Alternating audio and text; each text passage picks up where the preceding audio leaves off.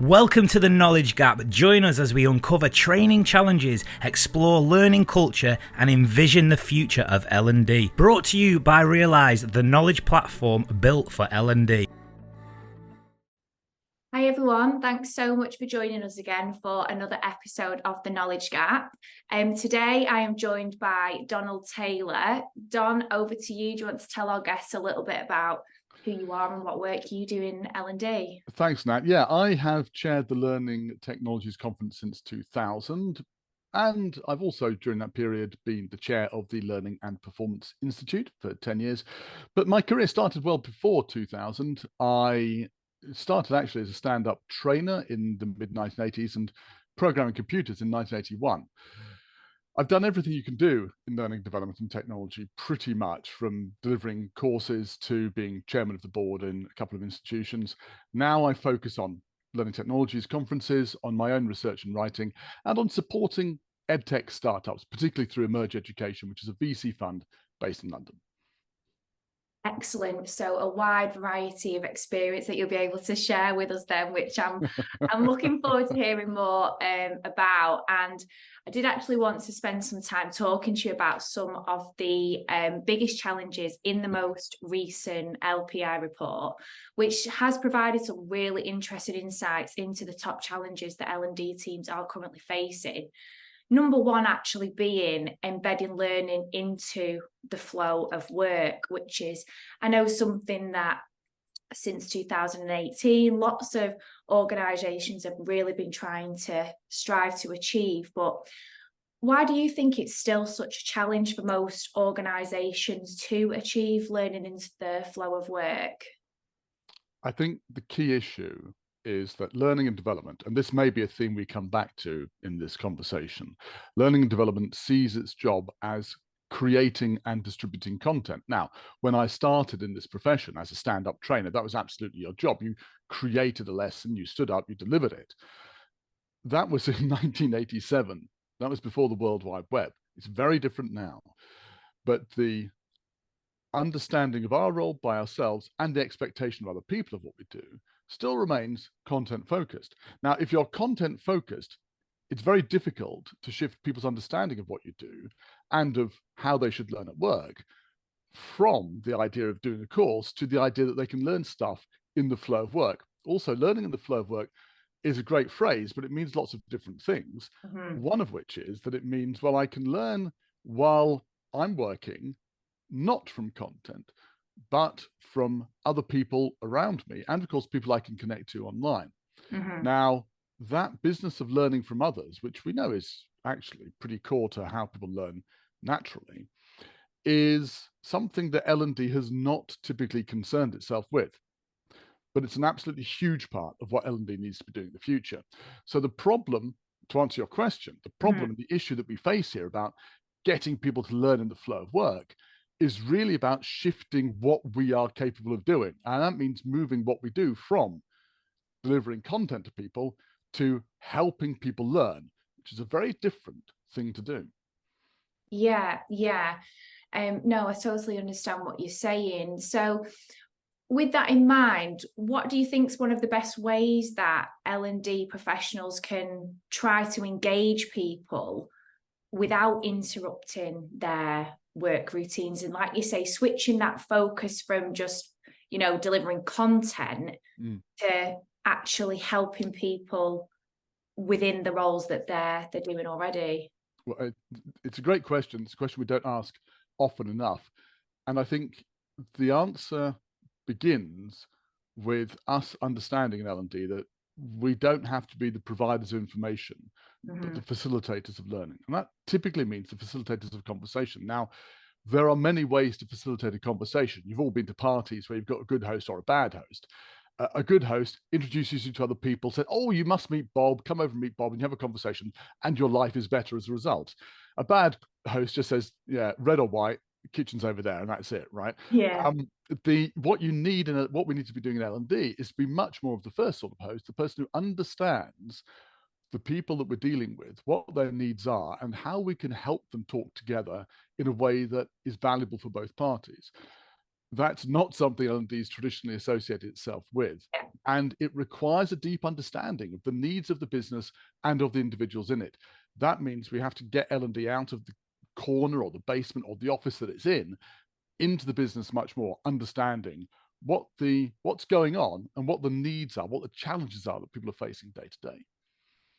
Yeah, absolutely. And I think, it's still a very traditional approach to L&D, isn't it? That if someone needs help with how to do something relating to their job, go and ask your training team, go and speak to L&D, and they'll be able to help you, when it's absolutely impossible for anyone in an organization to contain that much knowledge, isn't it? So yeah, more about encouraging people to learn from others doing the roles, and like you say, facilitating those conversations rather than just being that gatekeeper. Absolutely. And you're absolutely right. Now, once upon a time, it was okay for L&D to be the gatekeepers of knowledge. Before 1990, before 1989, when the World Wide Web came out, effectively you learned from other people or from books or from courses, and that was it. And L&D was the gateway, and that was great, but it no longer is, and we can't pretend that the world is what it was like 35 years ago. So this business of then facilitating conversations, which is crucial for L&D, because actually what L&D should be doing is trying to surface that tacit information, the really good stuff that sits in people's heads and is the secret sauce to success in most organizations. If that was more widely spread, organizations would work much better. We don't do it just by throwing people together randomly. So the trick becomes really understanding people and the needs, and providing the mechanisms, the networks, and so on, whereby people can talk to each other without L&D having to get in the middle at all. It's a very different view of what our role is. Yeah, absolutely. And I think one of the things that quite often L&D teams can focus on is the big bits of information that some people or most people need to know, rather than actually the simple little tasks that lots of people need to know, like you say, the tacit knowledge. But capturing that and sharing that it's really, really difficult. Yes. Isn't it? Yes. Yeah. And of course, it's a bit like the story of the guy who late one night is walking down the street and he sees a bloke on his hands and knees under a lamppost looking in the gutter, and the guy walking on the street says, what are you doing? He says, well, I'm looking for my keys. I left them by my car. He said, well, if you left them by your car, why are you looking here under the street lamp? He said, well, this is where the light is.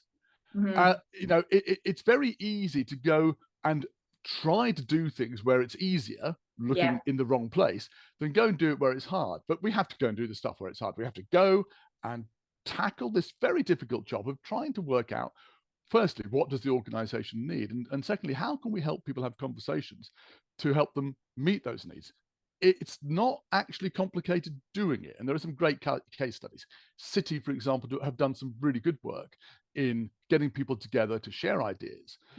But it does require a completely different view of our role.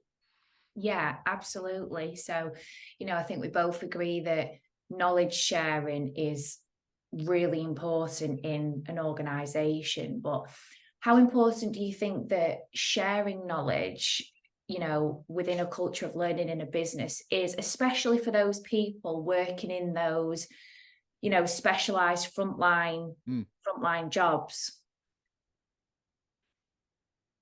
The people who are at the front line, and we use the word frontline today to mean both typically customer facing, but also the place where work happens. So it could be a warehouse, but you are a frontline worker. The people who are doing the job are the people who typically understand what the real issues are. Now, they may not have a handle on the overall aim of the company or the strategic issues, but they absolutely understand why things aren't working day to day. There are also, in any organization, the people who've worked out how to make things work. It could be just one thing you have to do. It could be a system of operating that helps you do your job better. That stuff absolutely needs to be shared. So the question, is it important? It's absolutely important.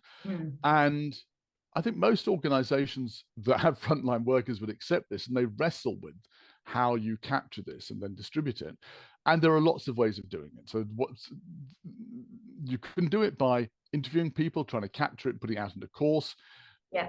You can also do it by perhaps just getting people together in a group and Yeah. chat about stuff either physically or online. You can share that recording, or you can distill it and share that. There are lots of ways of doing it, but typically it begins with having a conversation with the people who are out there on the front line doing stuff, and then finding a way to distill it. It is also, of course, possible to have people sharing information and being able to get in touch with people themselves. The issue is this a systemic or an occasional issue? If it's a systemic issue, like people, one example from a long time ago, it was Stanley Tools wanting to sell a particular type of power hand tool in America. They just got people who were selling these hand tools to make short videos, 1 to 2 minutes of themselves talking about that, sharing on a platform, and disseminating information very rapidly across the organization. So that's a systemic thing, in the sense that if one person knows how to do it better, everybody can benefit from that.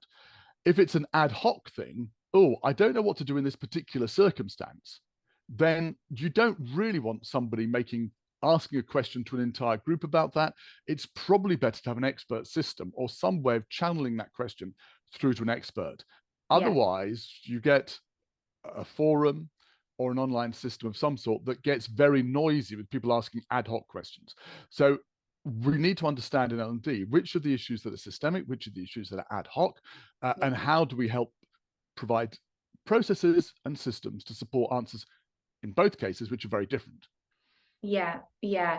And I think that example that you've just given there about, the video demonstrating how to use the tool just really made me think about what we do in everyday life. And I don't even know if learning in the flow of life is a phrase, but I'll make it one. You should trademark that. That's great. I love it. Yeah, but it's exactly the same way as I would Google something like that, or actually in most recent times, I would go to TikTok to learn how do I use that power tool, if I was brave enough to switch one on, or whether it was like a recipe, or, like looking at the best hacks to build IKEA flat pack furniture and things like that. They're the perfect ways, aren't we, that we learn those things in the moment we need it in life. Yes. It's exactly the same, isn't it? It is. And there's an issue here with L&D creating content which very often exists elsewhere. Now, nobody, I think, today would create an introduction to Excel course, because people can go and find that stuff anywhere. Yeah. But they did 20 years ago. Yeah. Now, people are still doing courses about how to have a difficult conversation. I don't honestly believe that the technique for handling a difficult conversation is any different in retailer A and, I don't know, hospitality company B, or I don't know, social care company C over there. I think difficult conversations are difficult conversations, but people are creating content for this all the time. Yeah. It already exists, whether it's on TikTok, YouTube, or where, right?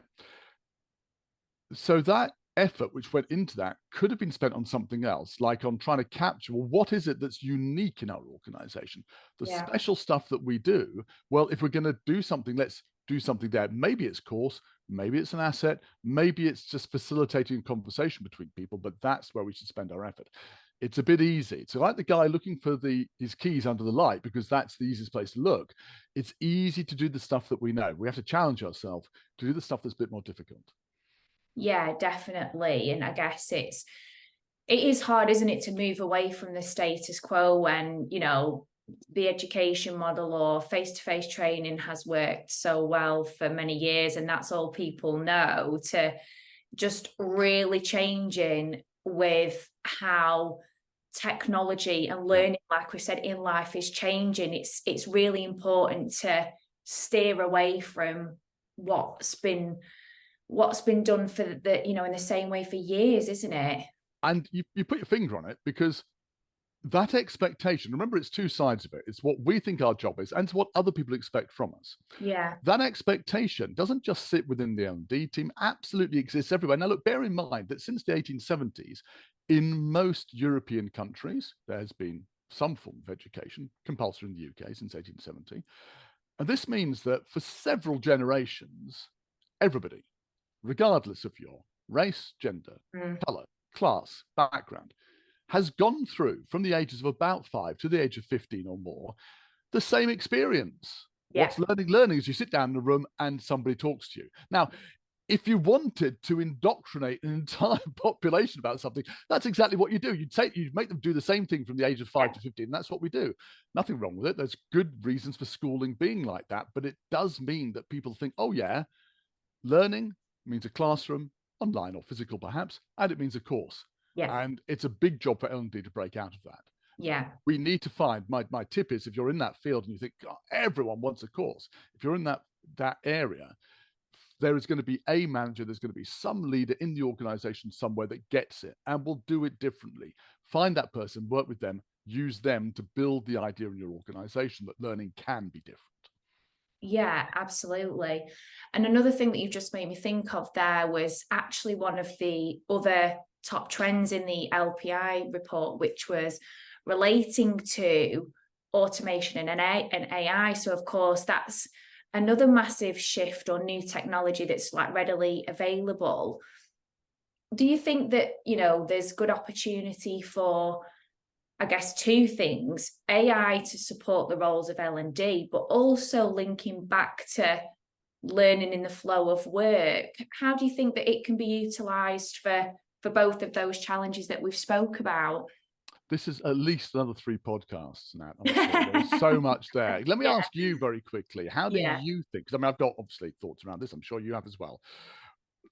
How do you see AI changing learning in the flow of work and changing perhaps the role of L&D and what we do? What do you think is going to happen or could happen?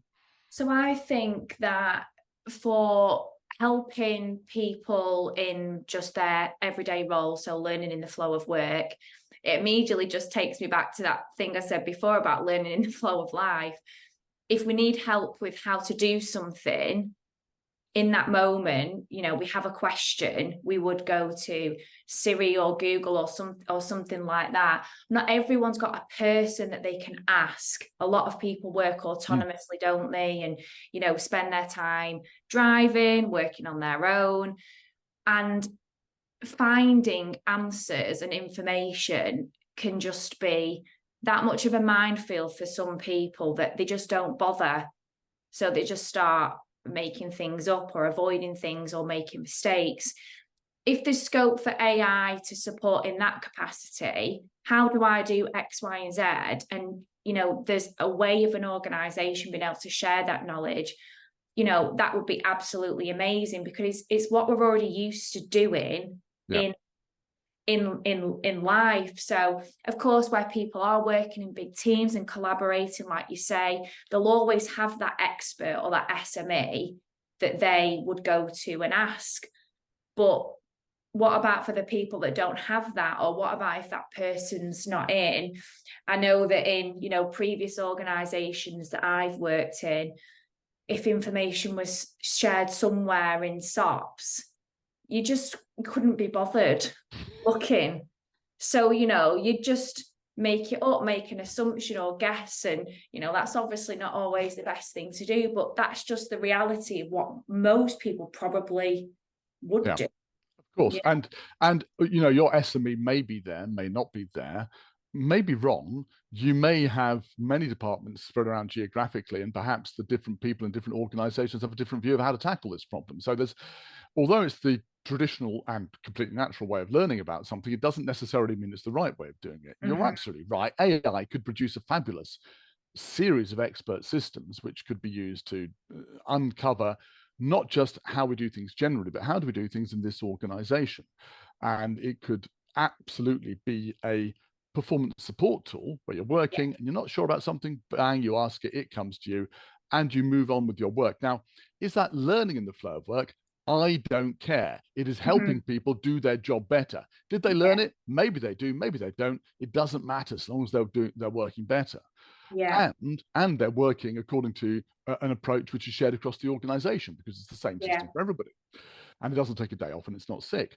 So that's one absolute measure. Not measure. That's one absolute way of AI helping people in learning the flow of work completely.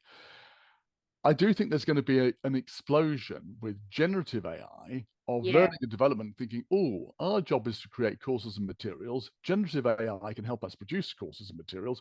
We'll produce more courses and materials. Doesn't necessarily mean they're going to be good. Doesn't necessarily mean they're going to get past this problem that we've been talking about, which goes beyond content. So I think there's going to be a glut of mediocre content being produced, probably from the end of 2023 onwards. Yeah. And that's actually going to have a negative effect on L&D. People are going to say, oh, not another fabulous course with great looking people who make me feel bad about my self-image, because there'll be fabulous people producing these automatic tools, and they'll be having conversations which are nothing like my real life.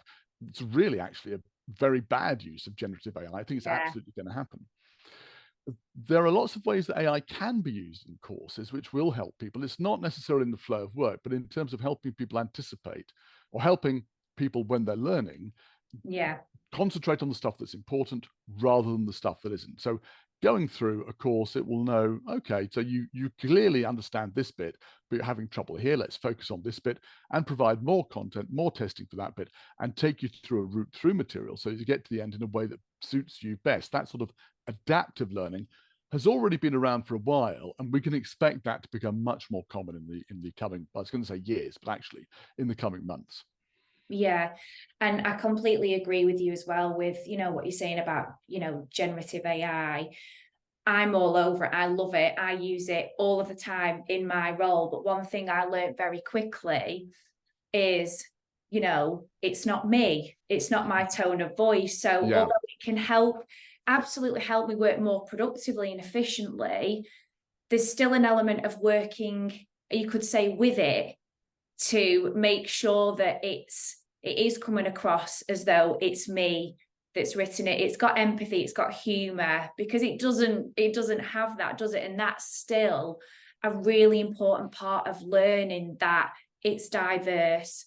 It is a human approach to it. And like you say, that it's not just all, generative AI people that aren't necessarily completely relating to, the customer that you're trying to get to. You're absolutely right. I tell you what, one issue that really struck me, I think we all know this with words. You try to get ChatGPT, whatever version you're using, to write something, and initially it can look odd. Eventually, you can actually get it to produce really useful stuff, but it still always needs the human touch. And I think people are familiar with the idea that it's not going to come out quite looking right, and I need to work on it. But the same is also true of images. There was a very good series of images put up recently of people smiling. And I thought, well, there's something strange about these images. And it was Native Americans smiling. It was people in India smiling. It was a series of these images. And I thought there's something not quite right about this. And then the person at the end said, well, okay, these images have all been created using a generative AI tool. And they've all just asked, could you have these pictures, whether it's Native Americans, people in India, whatever, smiling. The thing is, they all look like American actors smiling. They don't look like people from that area smiling, because the algorithm has been trained largely on images of actors and models smiling with obviously fabulous teeth and real ear-to-ear grins, which is not actually how all the world smiles. It was a sort of subtle thing that I became aware of looking at these. It was absolutely spelt out by the person whose name I've forgotten, who created the pictures. There is a subtlety in the stuff we get out of generative AI that we absolutely need to be aware of. And if we're not, we're going to produce an awful lot of mediocre, bland content that eventually people are going to feel doesn't represent and doesn't reflect them. So we've got to be super, super aware of that. Yeah, definitely. And, I always think there's no one better in an organization to produce content than the actual people doing the jobs. already. Yeah. So, rather than using like you say, your AI actors, what's wrong with asking Joe Bloggs using the power tool to create the video like we go back to before? Why can't we allow more people doing the jobs to get involved in the content creation process rather than it all being held and kept securely by the responsibility of L&D, who don't, going back to what we said, but just don't have that level of knowledge. They don't. Now, there is a caveat here, which is that L&D can be really good at helping people explain things well. Yeah. And although we're not the subject matter experts. So you don't want somebody coming on screen, being embarrassed, being a bit shy, losing their way, talking about something, and eventually explaining something in 2 minutes that could have been done in 30 seconds. Yeah. But done right, with a combination of people supporting people to be the authentic voice and providing with the prompts and the support to do it well, it can be incredibly powerful. New Cross Healthcare did a fabulous job with this a couple of years ago at Learning Technologies. We saw the case study, and it was incredibly moving, having people working in a healthcare system talking about what they were doing, how they'd overcome challenges, some of the real life and death issues they faced. If you're a worker there and you hear somebody in your role talking about it, that is 100 times more effective than some animated creature that's been created from bits and pixels. Yeah. The authenticity absolutely makes a difference. Yeah, definitely. Gosh, we've talked about so much in such a short space of time, and I think that we're both I guess in agreement that there's big changes that need to be made, and we need to make big steps forward, rather than sticking to the way things have been done traditionally for a long time, to really try and facilitate knowledge sharing, learning in the flow of work. But do you really think that L&D practitioners are ready to make this change or step away from that status quo? That's the question I always ask people when I'm talking to them on podcasts and webinars.